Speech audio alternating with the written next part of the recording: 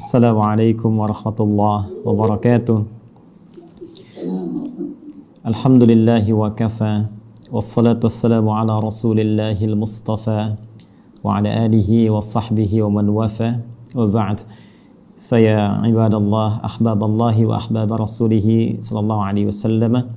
Usi nafsi wa iyyakum bitaqwallahi faqad fazal muttaqun. Fala tamutunna illa wa antum muslimun. Faqala ta'ala Ya ayyuhalladzina amanu taqullaha haqqa tuqatih wa la tamutunna illa wa antum muslimun.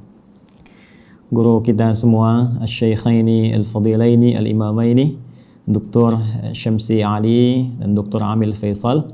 Semoga Allah Subhanahu wa taala senantiasa memberkahi seluruh aktivitas antum, menyehatkan, memberikan kekuatan, dan insya Allah mudah-mudahan menerima seluruh amal ibadah kita sebagai amal ibadah yang diikhlaskan oleh Allah Subhanahu wa taala. Semoga seluruh aktivitas dan pesantren Nusantara Foundation yang dirintis oleh Al-Imam Syamsi Ali di Amerika selain bisa menginspirasi warga muslim dimanapun, juga melahirkan generasi-generasi terbaik insya Allah, baik kini ataupun di masa depan, memberikan wajah Islam yang terbaik seperti tadi yang disampaikan. Pun demikian dikhususkan untuk Adinda, putra dari Ustaz Amir Faisal yang akan melanjutkan studi. Semoga Allah senantiasa berikan taufik, istiqamah untuk tafaqquh fid din, dan kembali untuk bisa menyampaikan risalah pengetahuannya seperti yang diamanahkan dalam Al-Quran surah ke-9 At-Taubah di ayat 122 itu. Izinkan kami menyampaikan apa yang telah guru-guru kami sampaikan mengenai tema yang sekarang tengah kita bahas, dan tentunya tadi sudah banyak diuraikan baik oleh Imam Syamsi Ali pun demikian oleh Dr. Amil Faisal. Semoga sekali lagi Allah berkahi keilmuan keduanya. Izinkan kami kemudian merinci dari apa yang tadi telah disampaikan dengan 3 aspek bahasan utama. Kita akan mohon izin mulai dengan muqaddimah tentang mengapa kita diciptakan. Kemudian yang kedua, apa korelasi antara penciptaan dan tugas kita sebagai manusia dengan Al-Quran. Kemudian yang ketiga, bagaimana kita bisa menampilkan pedoman hidup dalam Al-Quran terkait dengan misi kehidupan kita di muka bumi ini. 3 ini yang mudah-mudahan bisa saya sampaikan dengan durasi waktu yang telah ditetapkan oleh panitia. Tadi ada sekitar 20 menit ya. Mudah-mudahan sampai 20 menit ini, dan kalaupun boleh bisa disesuaikan dengan kultum barangkali Ustaz Syamsi Ali ya, kuliah terserah antum gitu. Jadi waktunya bisa kita maksimalkan insyaallah. Baik, bismillahirrahmanirrahim. Mohon izin karena kita temanya Al-Quran, jadi saya akan mencoba mengurutkan topik bahasan kita sesuai dengan urutan-urutan dari ayat-ayat Al-Quran insyaallah. Kita mulai pertama terkait dengan kenapa kita diciptakan oleh Allah Subhanahu wa taala, apa tujuan utamanya, sehingga nanti kita bisa temukan hikmahnya dan korelasinya dengan Al-Quran. Seperti diketahui bahwa seluruh makhluk yang diciptakan oleh Allah Subhanahu wa taala, baik bernyawa ataupun tidak bernyawa, maka tujuan utamanya, puncak dari misi kehidupannya adalah untuk beribadah kepada Allah Subhanahu wa taala. Ini poin utamanya. Saat Allah menciptakan malaikat, ya, malaikat tidak diciptakan kecuali hanya untuk beribadah, walaupun tugasnya bisa beragam. Ada yang bertasbih saja, bertahmid saja, bertakdis saja, Al-Baqarah ayat ke-30. Ada yang kemudian tugasnya memikul arsy saja, ada yang menurunkan wahyu, ada yang kemudian menurunkan rizki dengan izin Allah. Tapi seluruh puncak dari tujuan penciptaan itu adalah dalam rangka taat kepada Allah Subhanahu wa taala tanpa maksiat sedikit pun. Quran surah ke-66 ayat yang ke-6. La ya'sunallaha ma amarahum wa yaf'aluna ma yu'marun. Jadi kalau kita ambil misalnya makhluk dalam konteks tertinggi, sempurna diciptakan dalam arti tidak ada potensi untuk berbuat maksiat dan selalu ada dalam jalur ketaatan, yaitu malaikat. Malaikat pun tidak diciptakan oleh Allah kecuali tujuan utamanya untuk ibadah. Ya, pun demikian kita kembali kepada manusia ataupun juga dengan jin kalau kita ingin satukan keduanya, ya. Jin tentunya diciptakan sebelum manusia, jadi saya dahulukan ya, setelah malaikat kemudian jin, saya dahulukan sebelum manusia. Quran surah ke-15 Al-Hijr ayat ke-27. Wal janna khalaqnahu min qablu min naris samum. Ya, sedangkan jin itu kata Allah kami ciptakan sebelum manusia dari materi yang berbeda, dari api yang menyala-nyala. Baik, pun demikian dengan manusia setelahnya. Ya, wa idz qala rabbuka lil malaikati inni khaliqum basyara. Ketika Allah firmankan kepada para malaikat yang sudah tercipta sebelum manusia, pun sebagian kalangan jin yang hadir pada saat itu, kami akan mencipta makhluk baru, bukan malaikat, bukan jin, tapi basyar. Ya, satu dari 5 nama manusia yang umumnya disebutkan dalam Al-Quran pokoknya. Ya, basyar 35 kali disebutkan dalam Al-Quran, menunjuk pada sifat nafsunya. Ins disebutkan 18 kali berpasangan dengan jin, menunjuk pada sifat penampakan dan kelembutannya. Insan disebutkan 65 kali dalam Al-Quran, menunjuk pada totalitas aktivitasnya. Pun demikian dengan An-Nas disebutkan setidaknya 241 kali dalam Al-Quran, menunjuk sifat sosialnya. Dan Bani Adam ya disebutkan setidaknya 7 kali dalam Al-Quran, menunjuk genealogisnya yang tersambung pada Nabi Adam alaihissalam. Jadi manusia ketika difirmankan oleh Allah kepada malaikat dan jin, ya wa idz qala rabbuka lil malaikati inni khaliqum basyara. Ya. Jin dan manusia ketika diciptakan tidak lepas dari fungsi ini. Ya, ditegaskan di Quran surah ke-51 digabungkan ayat ke-56. Ya, paling kanan sebelah atas di mushaf standar Allah berfirman, "Wa ma khalaqtul jinna wal insa illa liya'budun." Ya, dan tidaklah aku ciptakan jin dan seluruh manusia itu kecuali tujuan puncak pokok ya. Tujuan penciptaan itu adalah supaya mereka menjadikan seluruh aktivitasnya sebagai ibadah kepadaku kata Allah. Ingat harakat akhir di ayat ini bukan pakai fathah. Ya, ya'buduni bukan ya'buduna. Ya, fi'il mudhari'nya di sini berharakat fathah tapi di sana nanti ada ya yang menunjukkan kepada Allah. Ya, kemudian untuk takhfif dia dihilangkan diganti dengan harakat kasrah. Jadi jelas Allah memberikan kesan yang tegas bahwa seluruh fungsi penciptaan manusia tiada lain seluruhnya dalam rangka beribadah kepada Allah Subhanahu wa taala.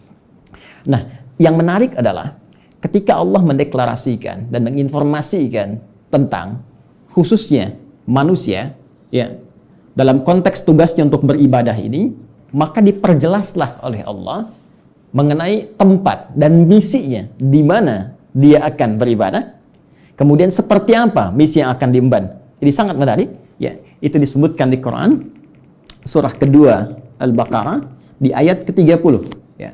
Paling kiri sebelah atas di mushaf standar. Ya, Allah berfirman, perhatikan kalimatnya, ini sangat indah sekali.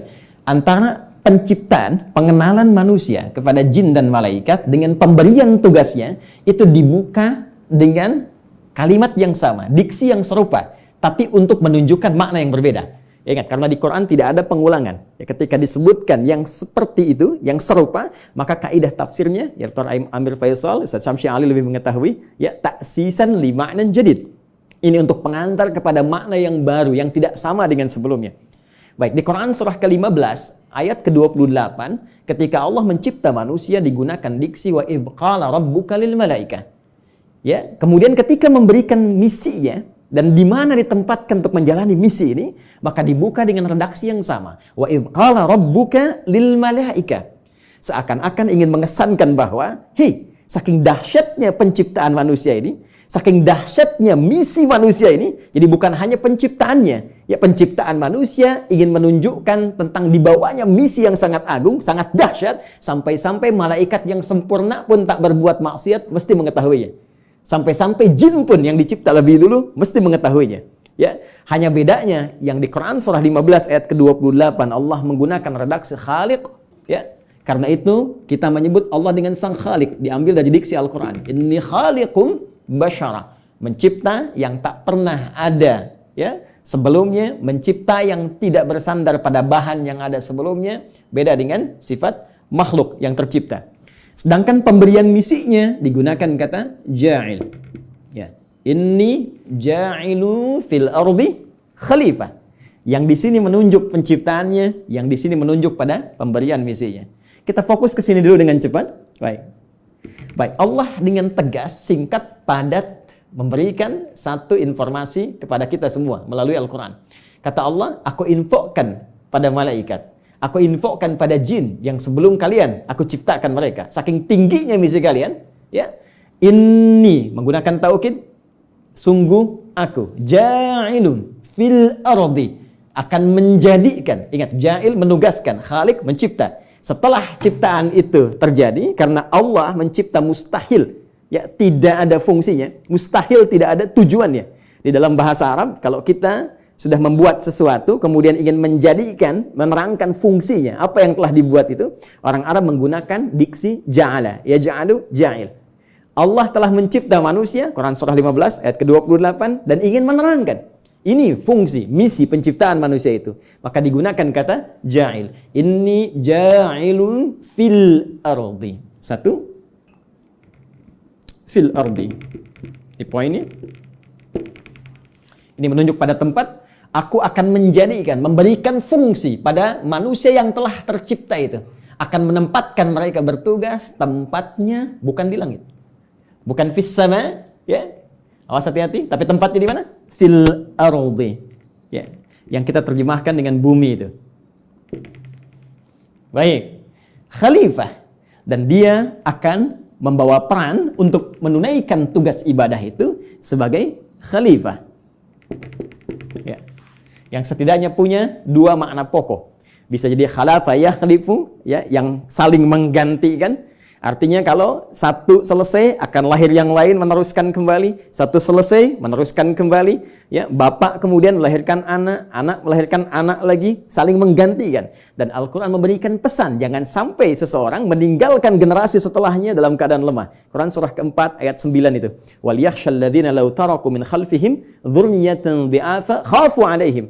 Karena itu siapkan generasi terbaik untuk saling menggantikan membawa tugas di bumi. Nanti kalau ada bahasan yang lebih luas, kita belajar khusus tentang tema ini. Ya, nanti Allah kasih satu surah khusus yang bukan nabi, bukan rasul, ya, manusia seperti kita, supaya kita tidak berkata ini kan nabi, ini kan rasul. Jadi Allah berikan satu surah yang bukan nabi, bukan rasul, tapi bisa membentuk generasi yang terbaik setelahnya. Yaitu surah ketiga, surah Ali Imran. Imran bukan nabi, Imran bukan rasul, tapi nanti menikah dengan Hannah seperti kita ketahui, melahirkan Maryam. Dan Maryam saat dididik disiapkan, itu nanti bisa jadi pribadi yang lebih baik dibandingkan dengan ibundanya dan ayahandanya. Karena itu Anda temukan surah Maryam surah ke-19, tapi Anda tidak temukan surah Hannah. Ya. Tapi bagaimana keduanya mendidik supaya lahir generasi lebih baik dari orang tuanya. Maryam melahirkan Isa. Isa alaihi salam lebih baik dibandingkan ibu dan kakek neneknya. Ya. Jadi demikian fitrah dalam Al-Quran. Setiap ada generasi mesti lebih baik daripada yang sebelum-sebelumnya. Bapaknya hafal Al-Quran, anaknya hafal Quran dan paham tafsirnya. Ya, anaknya hafal Quran dan tafsir, cucunya paham sampai hadis dan fiqihnya. Demikian seterusnya. Baik. Kembali ke sini. Pun demikian khalifah, ya, selain punya arti menggantikan juga bisa berarti pemakmur. Ya. Pembangun dalam semua nilai-nilai kebaikan. Ya, singkatnya, ditugaskanlah kemudian di bumi. Ini tugasnya. Akan saling menggantikan sampai kehidupan dunia berakhir. Dan ditugaskan dalam rangka ibadah ini untuk memakmurkan kehidupan di muka bumi sesuai dengan apa yang telah Allah tetapkan. Secara singkat diberikan pelatihan kemudian di satu tempat, ya, yang disebut dengan Al-Jannah itu di Quran surah ke-2 Al-Baqarah ayat ke-35. Sebelum turun ke bumi, sebelum membawa misi ini, maka ditugaskanlah sementara waktu diberikan pelatihan, ya, di Quran surah ke-2 Al-Baqarah ayat 35. Wa qulna ya Adamu uskun anta wa zaujukal jannah. Secara langsung ditugaskan pasangan Adam dan Sayyidah Hawa alaihi wassalam. Silahkan keduanya dimasukkan oleh Allah Subhanahu wa taala untuk diberikan pelatihan sebelum diturunkan untuk bertugas ke bumi. Silahkan masuki al-jannah ini, sering terjemahkan dengan surga. Oke? Tapi mohon dicatat, surga ini bukan surga yang kelak kita akan masuki. Ya, karena yang kelak kita akan masuki itu jelas keterangannya, mala ainan ra'at wala udhunun sami'at wala khatara ala qalbi bashar. Enggak pernah terlihat, enggak pernah terdengar, ya. Ya, dari kisah-kisah kita manusia, enggak pernah terfikirkan seperti yang kita lamunkan. Baik. Dan yang paling menarik, tidak ada perintah dan larangan lagi, semua kenikmatan. Ya, tidak ada perintah dan larangan lagi, semua kenikmatan. Jadi Ustadz Amir Faisal jangan terlampau soleh, nanti cita-cita masuk surga masih pengen tahajud misalnya. Jadi semua kenikmatan, ya. Tapi di sini tidak. Di sini ada ujian. Wala taqraba hadhihi syajarah fatakuna minadh dhalimin. Ya, jangan coba-coba engkau dekati pohon ini, ujian pertama. Jadi disebutkan perintah kalau dikerjakan melahirkan kenikmatan, fakula minha ragadan haitsu syi'tuma. Kemudian diberikan larangan. Ini perintah, ada larangan. Dan inilah nanti yang akan kita bawa dalam kehidupan di muka bumi. Di bumi itu cuma dua, kalau enggak mengerjakan perintah, meninggalkan larangan, selesai. If'al wala taf'al. Do it, leave it. Ya, cuma dua ini saja. Baik, kemudian diperkenalkan, ini tantangannya. Ada nanti iblis yang mulanya dari kalangan jin, ayat 34-nya berbicara tentang iblis. Ayat Quran surah ke-18 Al-Kahf, ayat ke-50 ya, menerangkan genealogis iblis itu dari jin yang bermaksiat, fasik ya. Wa idz qulna lil malaikati isjudu li adama fasajadu illa iblis kana minal jinni fa fasaqa an amri rabbi. Ya, ketika dia mulai fasik disebut dengan iblis. Ketika dia mulai menggoda, mewariskan kefasikannya disebut dengan syaitan. Karena itu diperkenalkan oleh Allah, ya, ini menjadi syaitan di ayat ke-36-nya. Fa'azallahumash syaitan. Setelah tuntas kemudian diberikan bekalnya, di training dulu, kan? Diberikan pelatihannya, diperkenalkan musuhnya. Ini yang harus dikerjakan, ini yang harus ditinggalkan, ini yang akan dibawa nanti dalam kehidupan di bumi. Setelah siap itu semua, teman-teman sekalian, barulah diturunkan Adam alaihissalam beserta Sayyidah Hawa alaihissalam, keduanya untuk memulai tugasnya di bumi. Baik. Dan kisahnya dimulai di sini. Quran surah kedua. Saya langsung ayat 38. Baik. Saya melompat sedikit ke kisah antara bagaimana perjuangan Adam alaihissalam melawan iblis atau syaitan itu. Saya langsung lompat dulu saja untuk mempermudah dan mempercepat kita sampai pada kuota waktu kita. Baik. Quran surah kedua. Ayat 38. Ya, paling kanan sebelah atas di mushaf standar bagi teman-teman yang terhubung dan membuka mushaf, ya. Perhatikan baik-baik. Qulna bitu minha jami'a. Sekarang sudah saatnya, kata Allah, kami firmankan. Dan kalimatnya menggunakan ta'zimin nafsi. Nah, ya, itu selalu memiliki dua makna setidaknya dalam bahasa Arab. Nah, singkatan dari nahnu. Kalau dinisbatkan kepada Allah Subhanahu wa taala, tentunya seperti kita ketahui, memiliki dua makna utama.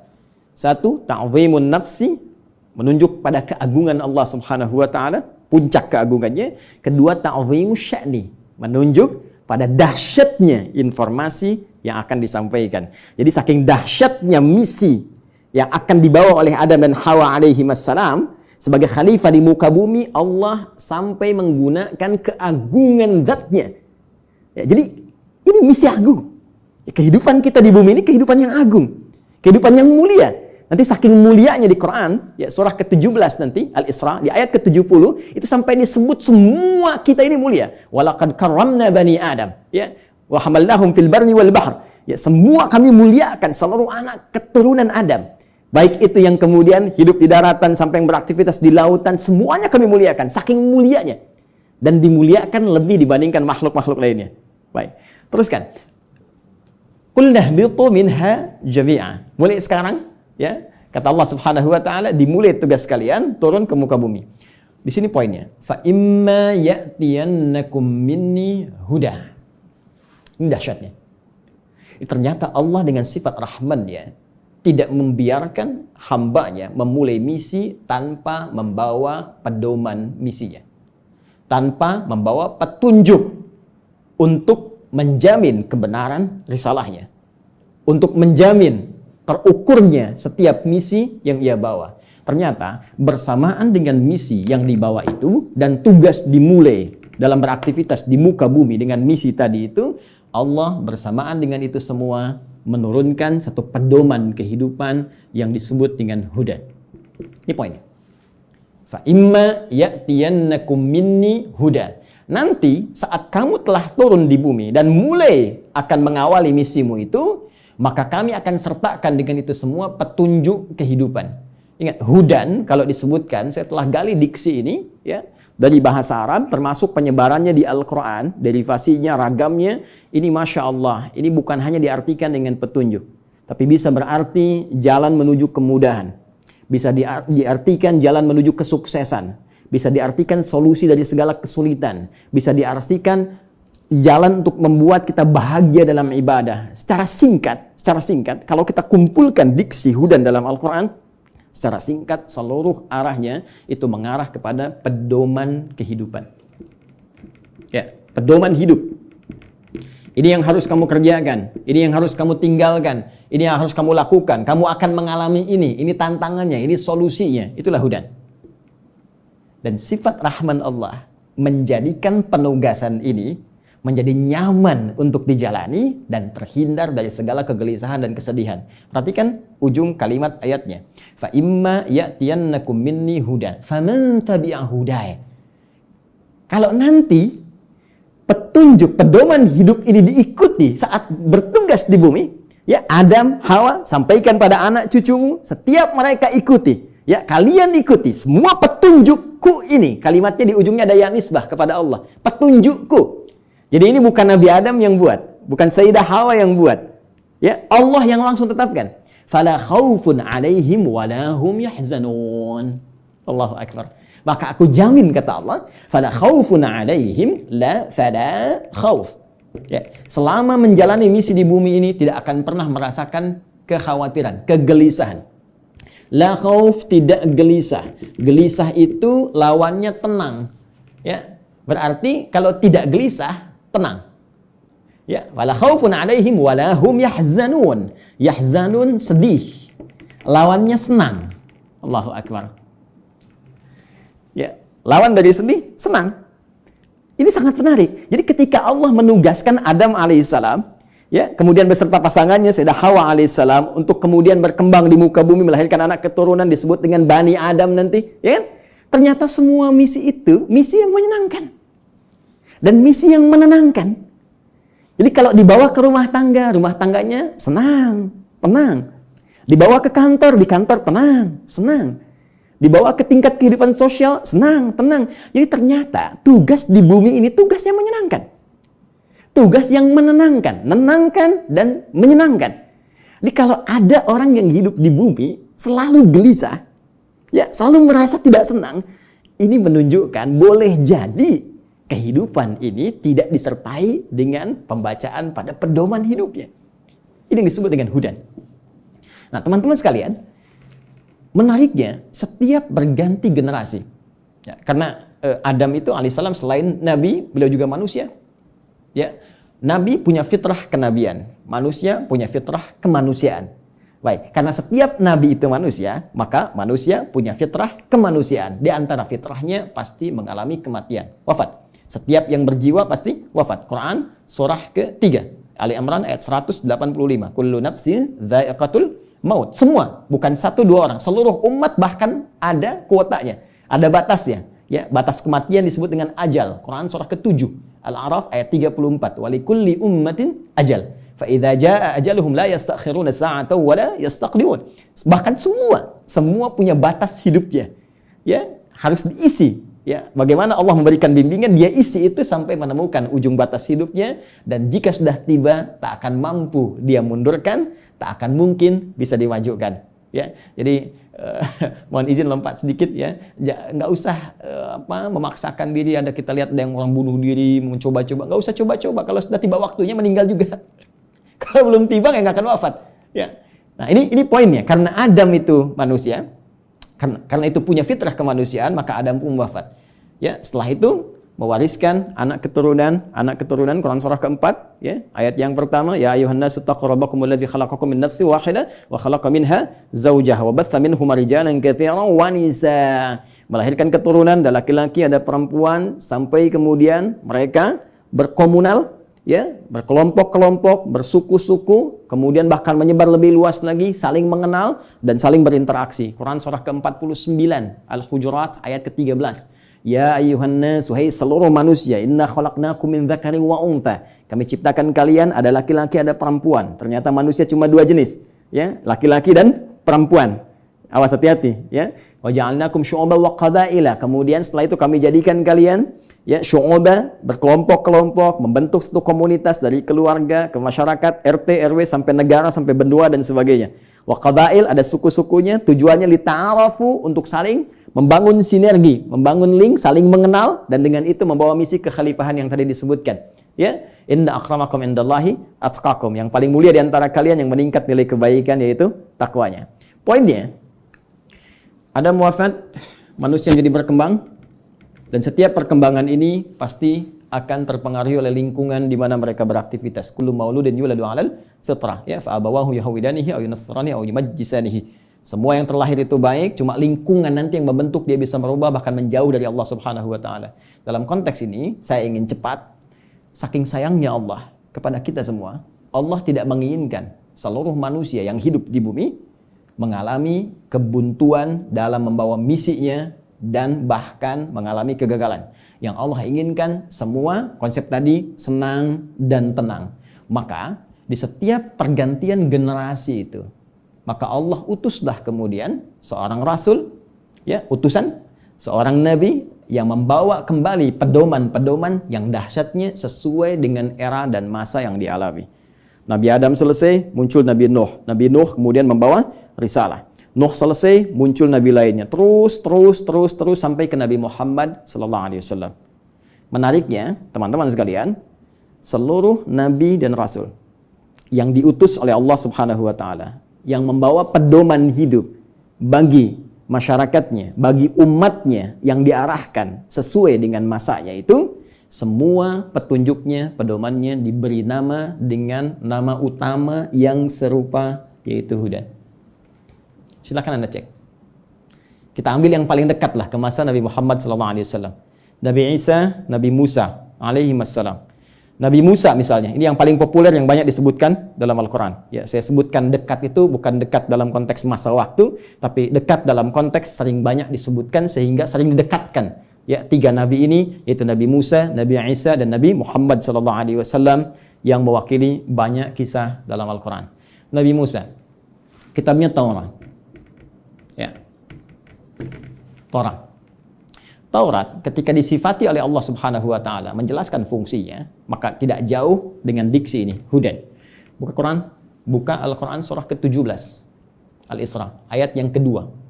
Wa ataina Musal kitaba, dan telah kami berikan kepada Musa kitab, itu Taurat, ya kan? Apa fungsinya? Wa ja'alnahu hudal li bani Israil. Dan kami jadikan Taurat itu isinya adalah pedoman kehidupan bagi Bani Israel. Karena Nabi Musa diutus hanya satu kalangan saja, komunitas tertentu saja. Di kalangan Bani Israel, maka pedomannya dikhususkan untuk itu. Jadi nanti yang menariknya dalam satu era, itu bisa ada misalnya 2 rasul diutus. Ya, karena distriknya beda. Ya. Seperti kisah Nabi Ibrahim dengan Nabi Lut misalnya ya. Nabi Ibrahim dengan Nabi Lut, kan di Quran surah ke-51 itu, ya, ketika kita masuk ke ayat ke-30 dan seterusnya, itu Nabi Ibrahim dikunjungi para malaikat. Di ayat 24-nya, hal ataka hadithu dhaifi Ibrahim al-mukramin. Pernahkah engkau dengar kisah ketika Nabi Ibrahim dikunjungi para malaikat? Tujuannya sebetulnya bukan ke Nabi Ibrahim, tapi akan datang ke Nabi Lut, ya, alaihi salam, untuk mengabulkan tuh permohonan dalam tanda petik umat yang menantang azab. Jadi ketika akan datang ke situ mengadab, mampir dulu ke tempat Nabi Ibrahim dengan hikmah tertentu. Jadi di satu masa bisa ada 2 nabi dan rasul yang bertugas di wilayah yang berbeda. Nabi Musa alaihi salam itu tugasnya untuk Bani Israel. Diberikan panduan, disebut dengan Taurat dan disifati dengan hudan. Pedoman kehidupan. Betapa inginnya Allah umat di zaman itu senang dalam menghadapi misi, menunaikan ibadahnya dan tenang dalam menjalankan itu semua. Berganti secara cepat Nabi Isa alaihi salam meneruskan risalah Nabi Musa setelah melewati fase-fase tertentu. Jaraknya sekitar 600 tahun ke Nabi Muhammad sallallahu alaihi wasallam. Nabi Muhammad ke Nabi Musa sekitar 2000 tahun. Nabi Isa alaihi salam ketika meneruskan risalah Nabi Musa alaihi salam, berarti tugasnya sama, ya, kepada Bani Israel. Jadi bukan kepada seluruh kalangan manusia, hanya untuk Bani Israel saja, terbatas. Wilayah sebagian di Palestina saja, ya. Jadi kalau sampai ke Indonesia agak kejauhan, ya, cuma di sana saja. Bani Israel diberikan kitab Injil, karena itu Taurat dan Injil sering disatukan, ya. Quran surah ketiga misalnya, penyebutan pertama untuk Taurat dan Injil, ya, di ayat yang ketiga, nazzala 'alaikal kitaba bil haqqi musaddiqan lima baina yadayhi wa anzalat Taurata wal Injil. Ketika Injil diberikan kepada Nabi Isa alaihissalam sebagai kitab pedoman kehidupan, itu pun disifati sama kalimatnya dengan hudan. Buka Quran surah ke-5 Al-Maidah, ya, di ayat ke-46. Ya. Silakan lihat di pertengahannya. Wa atainahul injil fihi hudaw wa nur. Ya. Lihat kalimatnya. Wa atainahul injil, dan kami berikan kepada Isa alaihissalam Injil, fihi, di dalamnya hudan. Ini ada pedoman kehidupan. Jadi setiap era berganti, setiap masa berpindah, Allah selalu memberikan pedoman yang selalu aktual, faktual, dan dibutuhkan di masanya sesuai dengan kebutuhan makhluknya pada saat itu. Karena eranya berganti, kebutuhan bisa berubah, nuansa tidak sama, maka diberikan pedoman yang sesuai dengan masanya. Yang paling dahsyat, Nabi Muhammad SAW, Rasul terakhir. Perhatikan kalimatnya. Nabi Musa li Bani Israel, ya, Nabi Isa li Bani Israel, Nabi Ibrahim kalangan tertentu saja, ya, komunitas tertentu. Kemudian Nabi Lot juga demikian. Sebelumnya Nabi Nuh, ya, membawa risalah. Rasul pertama Nabi Nuh alaihissalam, komunitas yang terbatas. Nabi Muhammad SAW, karena beliau ditugaskan sebagai Rasul pamungkas, penutup. Kalau penutup berarti risalahnya harus sampai berakhir kehidupan dunia. Namanya penutup.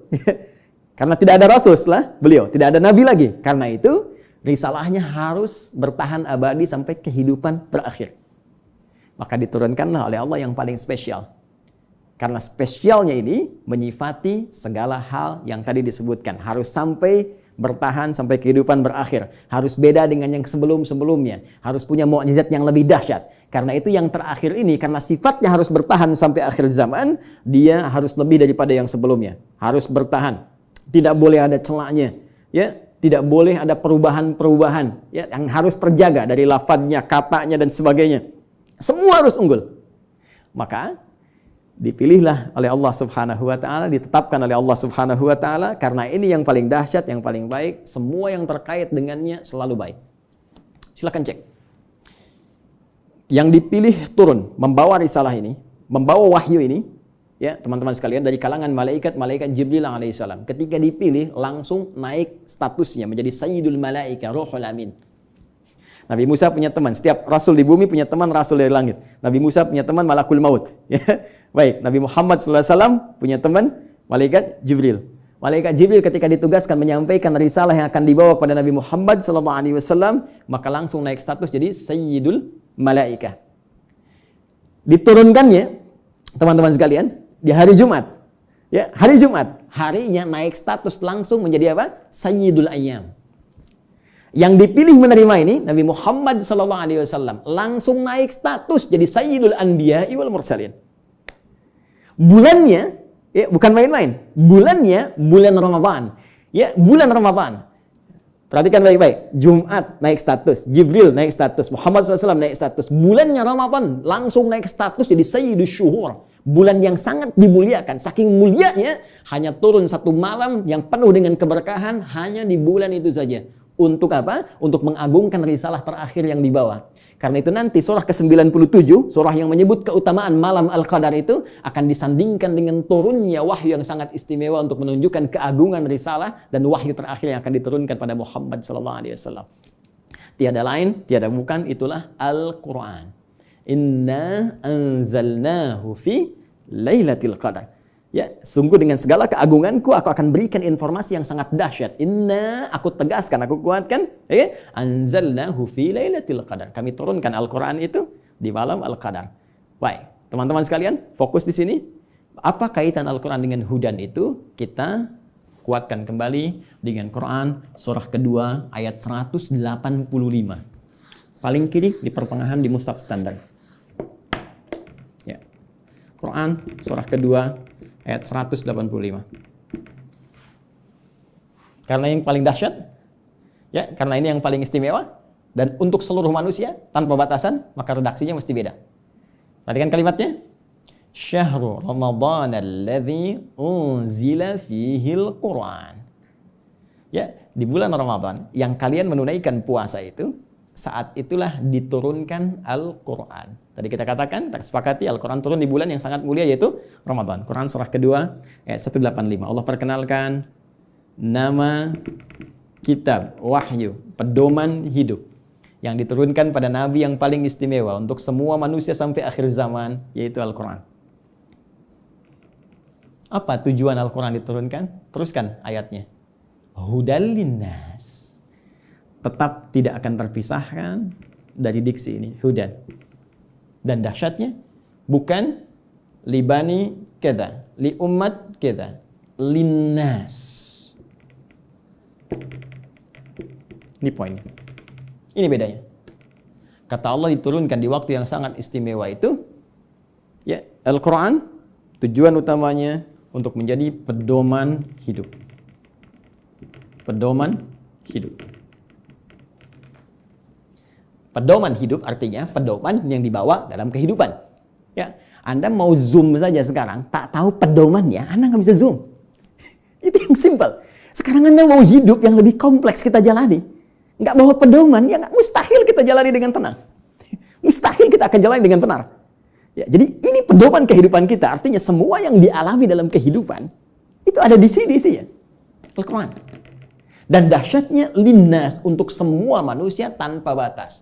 Perhatikan diksi Al-Quran. Al-Quran tidak menyebutkan bashar, ya, yang menunjuk pada nafsu, kecenderungan bagaimana mengelola nafsu dan bagaimana keadaan tampilan fisik yang baik. Tidak menyebut tentang al-ins, tunggal. Tidak menyebut insan, ya. Tidak menyebut juga Bani Adam, tapi menyebutkan dengan kalimat yang luas sifatnya dengan diksi universal. Linnas, untuk semua manusia yang pernah hidup di bumi. Ya, di era Nabi Muhammad SAW sampai dengan kehidupan berakhir. Jadi ternyata semua misi hidup kita, aktivitas kita, dari bangun tidur sampai dengan tidur lagi, setiap kita beraktivitas, dari semua tantangan yang kita hadapi, baik itu sedang sendiri ataupun sedang berpasangan, berumah tangga, berkehidupan sosial, itu ada di sini semuanya. Baik, mohon izin sampai di sini bisa disimak ya, bisa dipahami. Baik, saya mohon maaf saya terlalu cepat. Al-Imam Syamsi Ali, Al-Ustaz. Tidak, Ustaz. Tidak ya? Masih ada waktu? Masih silakan. Masih, Ustaz, masih. Oh, masih. Karena ini baru mukaddimah ini. Fadhal, Ustaz. Fadhal ini semakin haus kita. Baik, mohon maaf Mbak Ima ya, ini baru mukaddimah ini. Kita belum turunkan jadi pedoman. Ya, baik. Jadi sampai di sini teman-teman sekalian, kita bisa memahami bahwa ternyata semua isi kehidupan kita ada di sini. Ya, silakan kalau tidak percaya, kita cek. Ya, mohon izin nggak perlu dicatat ya, karena ini direkam, nanti bisa diulang kembali. Saya baca dengan cepat karena keterbatasan waktu. Ya, bahkan kita dari sejak mulai terlahir, ya, sampai kita wafat, sampai pasca wafat, itu semua diinfokan di sini. Ada semuanya. Dan silakan bandingkan dengan kitab apapun yang ada di muka bumi sampai dengan saat ini. Tidak akan ada yang pernah seperti Al-Quran. Ya, saya berikan 3 saja yang sangat menarik ya. Pertama, seluruh hal yang akan kita alami sudah dirangkum dengan sempurna dalam Al-Quran dan nanti dijelaskan detailnya oleh Nabi Muhammad SAW. Nanti bagian terakhir saya kaji dan kita akan sama-sama nikmati bersama. Ya, saya beri contoh misal. Mohon maaf, sejak masa dalam kandungan itu Al-Quran sudah menerangkan ya bagaimana proses yang terjadi dalam kandungan. Detail secara fisiknya, secara umum disampaikan di Quran misalnya surah ke-22 di ayat yang ke-5. Bahkan pergerakan janinnya secara umum, ya dari mulai kandungan lemah ke berat sampai diisi apa doa yang harus dibacakan, apa yang harus dilakukan supaya nanti bayinya terlahir dalam keadaan baik. Disebutkan di Quran surah ke-7 ayat 189. Bahkan diberikan bocoran antara hubungan kita membangun komitmen dengan Allah yang akan menuhankan Allah sejak saat ruh kemudian ditanamkan sampai kita terlahir sampai wafat. Quran surah ke-7 ayat 172. Ketika terlahir apa yang pertama kali diberikan oleh seorang ibu? ASI pun diberikan dengan tegas langsung. Ya, di Quran surah kedua ayat 233, wal walidatu yurdina auladahunna haulaini kamilaini. Ya, bapaknya dikasih, nih, ini tugas pokok bapak yang baru punya anak. Ini yang harus dikerjakan, ini ibu yang harus dilakukan. Ya, kemudian bergerak dari situ, diberikan pendidikan dini supaya membangun kedekatan dengan Allah, baik terhadap kedua orang tua, punya akhlak yang mulia. Quran surah ke-31 dari ayat 13 sampai dengan ayat 19-nya. Dari situ dia mulai belajar bagaimana cara belajar yang baik, bagaimana memahami, bagaimana bisa kembali mengajarkan itu kepada masyarakatnya. Quran surah ke-9 ayat ke-122. Kemudian diberikan sifat, jangan sampai dia belajar lupa dengan Tuhannya, harus seimbang antara iptek dengan imtaknya. Itu ada di Quran, teman-teman sekalian, di surah Al-Mujadalah, ya. Di ayat Ayat yang ke-11, kemudian setelah itu dia berkembang lagi. Ya, dia mencari lagi. Kadang-kadang ada yang pergi ke tempat lain, mengenal suasana yang berbeda, bertemu dengan orang banyak, bersuku-suku, bisa merantau ke berbagai tempat. Quran surah ke-49, ayat yang ke-13. Setelah itu tiba-tiba dia mengenal seseorang ya untuk mendapatkan pasangannya. Boleh, karena setiap kamu dicipta berpasangan. Quran surah ke-51 ayat ke-49. Bagaimana mengenal pasangannya? Diarahkan oleh Allah. Hei, jangan lama-lama. Kalau sudah kenal, lamar dia. Berikan ya bagian yang terbaik untuk maharnya. Quran surah ke-4 ayat ke-4. Lakukan pernikahan. Quran surah ke-30 ayat ke-21. Bahkan saat akan menikah pun dijelaskan oleh Allah. Nanti kamu belajar dulu di rumah tangga supaya nggak kaget. Ini tugasmu laki-laki begini, tugas perempuan begini. Quran surah ke-4 ayat 34. Bahkan kalau ada persoalan begini cara menyelesaikannya sampai di ayat ke-35-nya. Kemudian diberikan tugas, ayah, kamu akan mulai mencari nafkah. Begini cara mencari nafkah yang standar. Quran surah kedua ayat 168. Kalau kamu ingin cepat, baru bergerak sedikit, rezekimu diberikan keberkahan. Quran surah kedua ayat 172. Kalau kamu belum bergerak, mengamalkan amalan ini, Allah berikan kemudahan rezeki kepadamu. Quran surah ke-7 ayat ke-96. Tapi jangan khawatir, ketika engkau bisa mensyukuri semua nikmat itu akan tambah nikmatnya. Quran surah ke-14 ayat ke-7. Tapi kamu jangan lupa, kamu bekerja mungkin akan mengalami tantangan. Ada yang tidak suka, ada yang akan menyingkirkan, menyungkurkan, ada tantangannya. Ya, pelajari dengan sempurna. Ini loh secara umumnya dari mulai ringan sampai berat. Quran surah kedua ayat 214. Ya, kemudian rinciannya Quran surah kedua ayat 155 sampai 157. Cara menyelesaikannya Quran surah ketiga ayat 142. Kalau kamu bekerja, kamu lelah, tiba-tiba kemudian kamu sakit, merasa nggak enak, nyaman, ada zikir Nabi Ibrahim, Quran surah ke-26, ayat ke-80. Kalau penyakitnya berat, kata dokter mustahil sembuh, nggak ada yang mustahil. Amalkan zikir Nabi Ayub, saya sembuhkan seperti saya sembuhkan Ayub. Quran surah ke-21, ayat 83 sampai 84. Tugas seorang istri, ya, bisa merawat anaknya. Kadang-kadang tidak mudah itu semua. Ada yang berkata, bagaimana mendidik dengan baik? Quran surah ke-17, ayat 23 sampai dengan ke-27-nya. Sampai mereka dewasa, sampai usia 40 tahun, masih diberikan amalan untuk bakti pada kedua orang tuanya. Quran surah ke-46 di ayat yang ke-15. Sampai kemudian hidup lebih jauh lagi. Sampai tiba-tiba ada dalam keadaan pikunnya. Ya, Quran surah ke-22 ayat yang kelima itu di bagian bawahnya. Sampai kemudian setelah itu dijelaskan oleh Allah. Kalau kamu akan nanti wafat, pasti kamu wafat. Siapkan cara wafatmu supaya indah. Kamu hidup untuk tenang. Wafat pun harus tenang. Turun Quran surah ke-89 ayat 27 sampai 30. Ya ayat Tuhan nafsul mutmainnah. Kamu saya berikan hidup di dunia untuk tenang. Wafat pun harus tenang. Ya, kemudian setelah itu apa yang terjadi? Anda akan mengalami situasi di alam kubur, dijelaskan lagi. Ya, bahkan jelas. Afala ya'lamu idza mu'tarama fil kubur. Setelah itu disampaikan situasi di dalamnya. Bisa kamu siapkan sejak di dunia. Ini loh yang paling bagus. Ada layanan dengan semua keberkahan, kenikmatan. Sampai-sampai dia akan menyampaikan kepada orang yang belum wafat. Kalau bisa kerjakan ini, kalau mampu kerjakan supaya kamu cepat nyusul. Di sini enak, lebih enak daripada di situ. Quran surah ketiga ayat 169 sampai dengan 172. Bahkan setelah itu terjadi apa? Dijelaskan lagi. Teman-teman sekalian, muncul surah Al-Qiyamah surah ke-75. Setelah itu dijelaskan lagi. Ya, mau masuk kemana? Ini yang masuk ke surga, ini turunannya. Surga bersama Rasulullah. Quran surah ke-4 ayat 69. Di taman surga. Quran surah 51 ayat 15 sampai dengan ke-23. Surga yang seluas langit dan bumi. Quran surah ketiga 133 sampai dengan 134. Surga yang kelas biasa tapi nikmat. Quran surah kedua ayat ke-25. Supaya kita membawa persiapan untuk mendapatkan itu semua. Kalau gagal pun dijelaskan lagi. Ya, kalau kamu nanti main-main dengan ini semua, hadapi situasi di alam kubur begini, ada ayatnya. Situasi di hari kiamat begini, ada ayatnya. Sampai dengan muaranya pun ada ayatnya. Karena itu, kalau Anda tidak percaya, silahkan cek. Cuma dalam Al-Quran, semua kegiatan kita diatur dengan sempurna. Dan detailnya dijelaskan oleh Rasulullah SAW melalui petunjuk yang bahkan langsung ditegaskan oleh Al-Quran. Buka Quran surah ketiga. Ayat 31. Paling kiri sebelah atas di mushaf. Qul in kuntum tuhibbunallaha fattabi'uni. Katakan Muhammad sallallahu alaihi wasallam, jika mereka hamba-hambaku, umatmu mengatakan serius mencintai aku, mencintai Allah, kan berpegang pada kitab Allah, fattabi'uni, maka ikuti semua petunjuk Rasulullah sallallahu alaihi wasallam. Ya, Nabi diutus, diturunkan untuk menyampaikan risalah Al-Quran secara sempurna. Detailnya seperti apa? Digambarkan oleh beliau. Dan dijamin langsung oleh Al-Quran. Surah ke-33. Ayat ke-21. Laqad kana lakum fi Rasulillahi uswatun hasanah. Uswah bisa dibaca dari riwayat Qalun, Warash dengan iswah. Laqad kana lakum fi Rasulillahi iswatun hasanah. Harakat kasrah, harakat dhammah. Kasrah menunjukkan sesuatu yang kecil, ringan, tipis, pecah. Kasrah zujaj, kaca itu pecah sehingga melahirkan pecahan-pecahan yang kecil. Sehingga harakatnya tipis.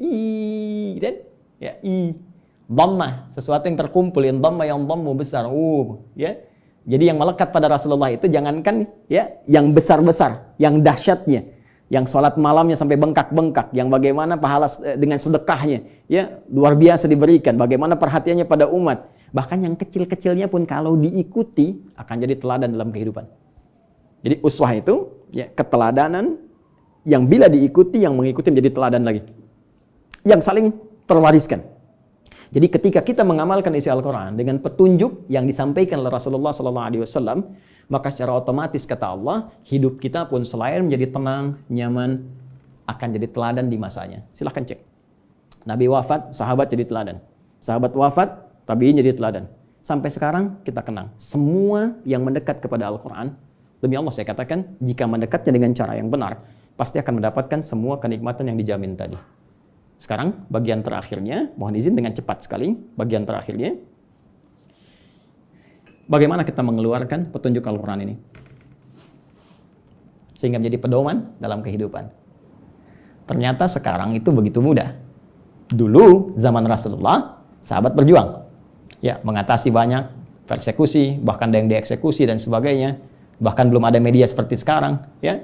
Ada yang tinggal ngeklik saja keluar informasinya dan sebagainya. Tadi Ustaz Amir Faisal sudah menyampaikan, ya, perjuangannya sangat berat. Tapi yang paling menarik, ternyata dari perjuangan yang sangat berat dan dahsyat itu yang terwariskan pada generasi setelahnya. Zaman sahabat banyak menghafal, mengajarkan, menyebar, tabi'in menghafal dan seterusnya. Itu membawa manfaat yang besar bagi kehidupan kita. Karena semua detil penjelasan dari Al-Quran ini ternyata sudah dirinci langsung selama kurang lebih 23 tahun melalui seluruh keterangan yang melekat pada Rasulullah SAW. Baik dari perkataannya, perbuatannya, tindakannya, sifat, sikap, dan segala bahkan diamnya disebut dengan takrir. Ya, semua yang melekat pada Rasulullah disebut dengan hadis. Jika dipraktikkan dalam kehidupan, jadi jalan kehidupan disebut dengan sunnah. Maka di sini kita mengenal istilah Al-Quran, kemudian sunnah untuk tafsiran segala pedoman hidup yang dipraktikkan dalam kehidupan. Maka teman-teman sekalian, kalau kita rinci penjelasan ini dengan menggabungkan dua saja, menurut langsung perintah Allah Subhanahu wa taala, Al-Quran dan As-Sunnah, kita akan temukan detil pedoman kehidupan kita di sini keseluruhannya. Kalau tidak percaya, sekarang mari kita cek. Ya. Ini sudah kita pahami. Gambaran pedoman kehidupan umumnya. Detailnya ada di sini. Tadi saya katakan, semua pedoman ini yang terkait dengan keterangan Nabi SAW, kemudian diwariskan pada sahabat, sahabat mengajarkan pada tabi'in, di masa-masa setelahnya, selain ada yang menghafal, ada juga yang menuliskannya. Dan tulisan ini sampai kepada kita, dikenal dengan kitab-kitab hadis, ya, atau kitab-kitab sunnah, kutubus sunnah atau kutubul hadis. Banyak orang mempersepsikan bahwa kitab-kitab ini hanya bacaan semata. Kalau kita gali lagi, itu Masya Allah. Ya, sampai hari ini saya begitu mengagumi para ulama hadis itu ternyata bukan sekedar mengumpulkan segala yang terkait dengan Nabi, tapi mereka sekaligus menyusun itu semua sebagai pedoman kehidupan untuk kita. Dan dibuat bab-bab sesuai dengan apa yang akan kita jalani dalam kehidupan. Ya, saya beri contoh misal, yang paling populer, ya, Sahih Al-Bukhari. Ya, Sahih Al-Bukhari itu kan nama aslinya, masih ingat? Ya, Al-Jami' As-Sahih Al-Musnad Al-Mukhtasar min umuri Rasulillah sallallahu alaihi wasallam wa sunanihi wa ayyamihi. Ya, coba ulangi. Al-Jami' As-Sahih. Ya, kitab hadis kan umumnya ada 4 kan? Ya, ada Jami', ada Sunan, ada Musnad, ada Mu'jam kan? Ya, dan setiap penamaan ini ada makna. Al-Jami' itu kumpulan yang komprehensif. Umum, sifatnya masih luas, ya, mencakup segala aneka kegiatan. Baik, kalau sudah sunan itu kitab fikih, ya, hadis yang disusun dengan urutan fikih. Jadi kitab hadis disusun dengan urutan fikih. Sunan Abu Daud fikih, bab taharah, seterusnya sampai dengan selesai. Taharah, salat, puasa dan seterusnya. Ya, Musnad disusun berdasar periwayatnya. Anda ingin belajar berapa hadis dari Sayyidah Aisyah, pengen seperti Sayyidah Aisyah, keluarkan dari Musnad Sayyidah Aisyah. Ya, tadi ingin belajar anaknya pintar, keluarkan misalnya Musnadnya Ibnu Abbas radhiyallahu taala anhuma. Mu'jam berdasar urutannya, Mu'jam At-Tabrani misalnya, ya. Baik, tapi ketika kita baca Al-Jami' secara umum, ya, tuntunan kehidupan dari mulai bangun tidur sampai dengan tidur kembali. Al-Jami', kata Imam Al-Bukhari, Al-Jami', saya susun kitab ini dengan materi yang cukup luas, tuntunan kehidupan yang bersumber dari Nabi. As-Sahih, isinya sahih semua, saya pastikan saya cari. Ya, al-musnad tersusun sanadnya sampai ke Rasul. Si A, si B, si C disebutkan sampai ke Nabi. Al-mukhtasar isinya nggak bertele-tele, langsung kepada esensinya. Ini keterangan dari nabinya. Kalau butuh penjelasan saya jelaskan sedikit. Min umuri Rasulullah sallallahu alaihi wasallam. Saya tuliskan di sini terkait dengan seluruh kegiatan Rasulullah yang bisa saya dapatkan dan saya tuliskan. Karena nanti yang tak mampu Imam Al-Bukhari sampaikan, nanti Imam Muslim datang melengkapi. Ya, sehingga disebut sahihain. Muslim meninggal dua, ada yang tidak dapat sampai ke situ, nanti ada Al-Hakim An-Naisaburi, ya, datang kemudian dengan syarat Al-Bukhari dan Muslim menyebutnya Al-Mustadrak. Secara singkat, wa sunanihi wa ayyamihi, dan sunnah-sunnahnya dan kegiatan hariannya selama 24 jam. Teman-teman, pernahkah membuka Sahih Al-Bukhari dan kita lihat ternyata di situ ada 97 pembahasan. 97 kitab. Kalau bahasa kita sekarang bab, dinamakan kitab, di bawah kitab ada bab lagi. Dari 97 bagian ini, itu ternyata ini petunjuk kehidupan kita. Penjelas dari apa yang Allah sampaikan melalui Rasulullah SAW. Ya, setelah kitab Bad'ul Wahyi menetapkan risalah Nabi Muhammad SAW, bagaimana ciri-ciri seorang Nabi, seorang Rasul, supaya nanti tidak ada yang ngeklaim di kemudian hari, ada Nabi baru, Rasul baru. Ya, dijelaskan. Orang kalau baca Sahih Al-Bukhari, kitab pertama selesai. Sudah, nggak akan ada lagi ketika ada info, ini ada Nabi baru, sudah lewat tuh. La Nabi ya ba'di. Ya, ini kan yang aneh begini. Kalau ada ngaku Nabi itu nggak aneh. Karena Nabi sudah mewanti-wanti, la Nabi ya ba'di. Nanti kelak akan ada ngaku Nabi. Ya, kalau ada begitu, langsung tolak aja, nggak ada Nabi setelah Rasulullah. Ya, ya. Jadi kalau ada yang ngaku, itu nggak usah aneh. Yang aneh itu setiap ada yang ngaku, ada pengikutnya. Itu masalahnya. Ya. Jadi kalau kita belajar bab pertama selesai, menetapkan risalah Nabi. Ya, dan ini pun dahsyat. Di antara maksudnya untuk memberikan kekuatan argumentasi bahwa semua keterangan ini disampaikan oleh seorang yang mendapatkan risalah langsung dari Allah, yaitu Nabi. Buktinya begini. Dan Kitabul Iman ada 57 hadis. Anda sering bertanya, iman saya sering naik turun kayak lift. Ya, kalau naik saya semangat ibadah, kalau turun jangankan salat sunnah, salat wajib kadang-kadang juga ada rasa malas. Bagaimana men-charge itu semua supaya semangat lagi? Kitabul Iman. Kitabul Ilmi, ya, Ustaz Amir Faisal, putranya mau belajar melanjutkan ke Mesir, ya, dan teman-teman yang lain, ada Kitabul Ilmi setelahnya. Bisa dikeluarkan bagaimana petunjuk pedoman belajar langsung dari Nabi. Dan dahsyatnya di Sahih Al-Bukhari ini tidak dimulai satu hadis kecuali dengan ayat Qur'annya dulu. Ini ayatnya, ini hadisnya. Silahkan cek. Kitabul Bai', teman-teman yang pebisnis, ya, silahkan. Yang berniaga, yang berbisnis, keluarkan Kitabul Bai'. Kitabul Tijarah, ya, kitabnya Kitabul Bai', turunannya turunan tentang bisnis. Di pemerintahan, diplomasi, birokrasi, Kitabul Imarah. Ya. Sekarang masa pandemi, ya, teman-teman keluarkan ada Kitabul Wabah, tentang bab wabah, taun, ada semua. Dan kalau kita jeli lihat lagi, demi Allah saya katakan, hanya di Islam yang semua tuntunan kehidupan dari bangun tidur sampai tidur lagi ada pedomannya. Silahkan cek. Ya, bangun tidur ada doanya. Silahkan cek. Bandingkan dengan keyakinan manapun. Cuma di Islam.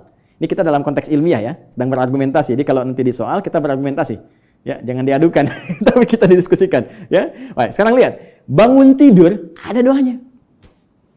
Ya, dan doa itu jangan salah. Doa itu bukan kalimat formalitas yang kita ucapkan untuk menjadikan sesuatu hanya sebagai ibadah semata. Bukan hanya itu. Tapi isi doa itu pedoman bagaimana kita menjalaninya. Bangun tidur apa yang harus dilakukan? Ya, buka misalnya di Abu Daud. Nomor hadis 1367 dari Ibnu Abbas radhiyallahu taala anhuma ketika menginap di rumah Sayyidah Maimunah radhiyallahu taala anha. Beliau menyimak Nabi bagaimana Nabi bangun di malam hari untuk mengikuti salat malamnya. Kata beliau, kana Nabi sallallahu alaihi wasallam idza staiqadha min naumi, adalah kebiasaan Rasulullah SAW apabila bangun dari tidurnya. Fajalasa, beliau duduk sebentar. Famasaha biyadihi min athari naumi, kemudian menghilangkan bekas ngantuk dengan tangan yang beliau duga bersih. Ya, jadi dihilangkan dulu. Jadi bukan langsung baca doa saat ngantuk begini. Bangun jam 3:30 masih ngantuk begini. Ketika sadar lagi jam 6 udah hilangkan lu ngantuknya. Baru setelah itu faqara akhirah khawatim surah Ali Imran, membaca 10 ayat terakhir surah Ali Imran. Baru baca doa. Alhamdulillahilladzi ahyana ba'da ma amatana wa ilaihin nusyur. Ditegaskan lagi nanti di Al-Bukhari itu nomor hadis 181 nanti, ya. Oleh siapa? Mu'adz bin Jabal, ya, dan Dundub bin Junadah. Nanti menyampaikan risalah hadis terkait doa bangun tidur. Bukankah isi doa bangun tidur itu pedoman kehidupan? Silahkan cek lagi. Alhamdulillahilladzi ahyana ba'da ma amatana. Saya bersyukur padamu ya Allah yang telah memberikan kesempatan kembali pada saya untuk menjalani kehidupan. Padahal engkau bisa wafatkan aku dalam tidur tadi. Ya. Wa ilaihin nusyur. Perhatikan, sering diterjemahkan dengan dan kepadanya akan kembali. Hei kawan, nusyur dari kata nasyara artinya beraktivitas untuk mencari bekal pulang. Ya, Anda menyebar. Yang dari Makassar, dari Sumatera, dari Papua, dari Kalimantan bisa datang ke Jakarta untuk mencari bekal supaya bisa mudik pulang. Ramadan pulang mudik. Itu bahasa Arab disebut dengan nasyara yansyaru. Kalau menyebar luas disebut intasyara yantasyiru. Menyebar. Untuk pulang kampung. Kita pun akan pulang. Ya. Teman-teman, mudik itu yang kita lakukan setiap tahun, ya kan? Itu kan bahasa Arab jelas. Ya. Waktunya disebut mi'ad, tempatnya disebut ma'ad. Kita itu pulang kepada Allah. Quran surah 3 ayat 9. Innallaha la yukhliful mi'ad. Pasti kita pulang. Allah nggak mungkin menyalahi janjinya. Tempatnya disebut dengan ma'ad, tempat pulangnya. Ibnul Qayyim al-Jauziyah punya kitab Zadul Ma'ad. Kita pasti pulang. Karena itu saat bangun dari tidur kita berjanji kepada Allah, ya Allah, hari ini saya akan cari bekal lebih baik daripada hari sebelumnya. Supaya kalau saya pulang hari ini, keadaan pulang saya lebih baik, ya Allah. Makanya diajarkan sebelum tidur kita evaluasi diri. Nabi evaluasi hari ini apa yang dikerjakan, besok merencanakan. Turun Al-Insyirah surah ke-94 itu, fa idza faraghta fansab ila rabbika farghab, ya. Disiapkan dari sekarang apa yang mau dikerjakan besok. Ayo teman-teman, saya cek ya. Jangan-jangan selama ini kita pun belum siap mengerjakan apa yang kita lakukan besok. Untuk waktu Indonesia, di Amerika mungkin masih pagi, kan? Saya tanya pada Anda mau baca Quran berapa halaman hari ini? Berapa ayat? Mau sedekah berapa banyak? Mau tahajud jam berapa nanti? Kadang-kadang luput dari kita, malamnya kita koreksi. Makanya Nabi istighfar sebelum tidur. Mengoreksi, Nabi aja yang ahli surga. Tempat terbaik, manusia paling mulia, paling takwa. Yang dilepaskan semua bebannya saat di akhirat. Diberikan surga sampai beliau mengatakan, saya puas. Wala sawfa yu'tika rabbika fatarda. Wala sawfa yu'tika rabbuka fatarda. Itu masih istighfar kepada Allah. Saya, Anda, kita siapa? Nabi bukan, Rasul bukan. Gak ada jaminan surga untuk kita. Kenapa kita gak evaluasi keadaan hidup kita? Dan kita melupakan kematian, bahkan kita akan pulang. Pernahkah kita terbayang bahwa saat malam nanti tertidur, mungkin itu kehidupan kita yang terakhir untuk kita kembali. Karena itu kita siapkan, kalau saya besok bangun lagi, ya Allah, saya ingin sholat saya lebih baik daripada sebelumnya, saya ingin jamaah nanti jam sekian, ya Allah saya ingin sedekah besok, ya Allah saya ingin baca Al-Quran, supaya kalau saya meninggal pada saat itu, dan karena itu ajal dirahasiakan, supaya kita siap kapan pun pulang. Karena itu jangan coba-coba ketika Anda terpikir berbuat maksiat, bayangkan seketika wafat. Maka dari itu Anda berjanji saat bangun, saya akan jadi orang lebih baik dibandingkan dengan hari yang kemarin. Itulah sebabnya muncul mahfuzat. Ini bukan hadis ya. Orang yang hari ini ya lebih baik daripada hari kemarin, orang yang beruntung. Ya kan? Orang yang sama dengan yang kemarin, orang yang rugi. Orang yang lebih buruk daripada kemarin, orang binasa. Itu mahfuzat. Terambil dari nilai hadis tadi. Itu baru bangun tidur. Silahkan cek. Mau makan ada doanya, mau minum ada doanya, berpakaian ada doanya, masuk toilet pun urusan yang sederhana ada doanya. Bahkan langkah kakinya diatur, masuk kiri keluar kanan. Beda dengan masjid, masuk kanan keluar kiri, doanya berbeda. Bangun tidur sampai tidur lagi, pedomannya lengkap semua. Pertanyaan saya, dari sekian banyak kebaikan yang telah Allah tampilkan kepada kita, berapa yang telah kita keluarkan dalam kehidupan? Saya punya dugaan yang kuat, jangan-jangan persoalan kehidupan di muka bumi ini tak mampu kita tuntaskan, bukan karena kita nggak pintar. Mohon maaf, bukan karena kurang gelar. S1, S2, S3, sampai dapat gelar, misalnya pengajaran tertinggi, profesor, dan sebagainya. Bukan karena kurang harta. Tapi mungkin Anda kurang dekat dengan Allah. Kita kurang baca pedomannya. Kurang takwa. Semua kesimpulannya mengerucut kepada takwa. Takwa membangun kedekatan yang paripurna dengan Allah. Karena itu banyak ibadah diarahkan kepada takwa. Puasa la'allakum tattaqun. Salat dibuka dengan takwa. Hudal lil muttaqin alladzina yu'minuna bil ghaibi wa yuqimunas shalah. Haji takwa. Wa tazawwadu fa inna khairaz zadi taqwa. Wa may yattaqillaha yaj'al lahu makhraja wa yarzuqhu min haitsu la yahtasib. Itu puncaknya. Siapa yang mampu mendekatkan diri kepada Allah Subhanahu wa taala dengan takwanya, dengan menjalankan semua isi pedoman-pedoman yang Allah turunkan, maka Allah akan lepaskan dari semua kesulitan hidup, bahkan mengirimkan rezeki dari sisi yang tidak dia duga. Inilah pedoman kehidupan kita, inilah Al-Quran, dan inilah jalan yang tidak mungkin kita hindari, karena ini satu-satunya pedoman yang bisa mengantarkan pada kenikmatan di 3 alam. Dunia, alam kubur, sampai akhirat. Terakhir, sebagai penutup, teman-teman sekalian, saking dahsyatnya Al-Quran ini, Allah ingin membuktikan kepada kita kebenarannya. Al-Quran tidak diturunkan di Romawi yang sudah maju pada saat itu. Bukan di Persia yang sudah punya kekaisaran yang dahsyat. Ya, kalau sekarang diibaratkan Amerika misalnya, Soviet, atau sekarang jadi Rusia dan seterusnya, atau Cina bahkan, kan? Tidak turun di Romawi, tidak turun di Persia, tapi Allah turunkan di tempat yang paling jauh dari segala titik kemuliaan. Tidak kenal segala titik kebaikan-kebaikan. Ilmu pengetahuan jangan diharapkan tumbuh. Ya, dengan sempurna, dengan baik. Jauh tertinggal. Karena itu disebut dengan jahiliyah. Menggabungkan nama bahkan dengan sifatnya. Tapi tahukah Anda? Ketika Al-Quran diturunkan di umat jahiliyah itu bisa mentransformasikan mereka berubah menjadi khairu ummah. Sampai turunnya Quran surah ketiga ayat 110 itu. Paling kiri sebelah atas di mushaf. Kuntum khairu ummah. Silahkan Anda cek. Semua yang belajar dari Nabi, dari 40 orang fase Mekah, sampai menyebar ke Madinah, sampai bertebaran ke seluruh muka bumi, tidak pernah ada satupun sahabat Nabi membawa risalah Al-Quran, kecuali membawa kesuksesan dan misi terbaik kemakmuran di muka bumi. Silahkan cek. Nabi sampai selesai tugas di Madinah punya 12.000 sahabat. Punya 38 panglima, dari 12.000 itu. Kekuatan satu panglimanya bisa menaklukkan Persia dan Romawi. Ya, bisa mengalahkan segala jenis racun. Setiap satu sahabat ekspedisi menjadikan Islam terbawa dengan warna yang sangat indah, diterima bahkan tanpa kecamuk peperangan yang berarti. Amr bin As ekspedisi dari Afrika Utara sampai dengan ke Syam. Sekarang cek, Mesir, Libya, Tunisia, Maroko, Aljazair sampai dengan ke Syam. 4 negara sekarang. Ya, Libanon, Palestina, kemudian Yordania, kemudian Syria. Silahkan cek, Muslim yang baik. Sa'ad bin Abi Waqqas, ya, waktu ikut ekspedisi mau ke Cina, singgah di Baros, 414 km dari kota Medan. Jadinya Nusantara.